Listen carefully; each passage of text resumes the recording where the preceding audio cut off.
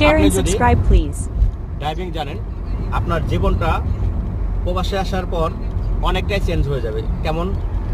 আপনার বাংলাদেশের অভিজ্ঞতাকে কাজে লাগিয়ে আপনি চাইলে যদি আপনার কোম্পানিতে কোটা থাকে তাহলে অবশ্যই আপনি কি করতে পারবেন, ড্রাইভিংয়ের সুযোগ গ্রহণ করতে পারবেন। এখানে আরেকটা কথা আছে, যেরকম আমি 8 ঘন্টা ডিউটি করি কোম্পানিতে, আর এরপরে আমি নিজে গাড়ি কিনে নিছি এবং আমি বাইরে কাজ করি। তো একটা কথা হলো যে অবশ্যই অভিজ্ঞতা থাকতে হবে।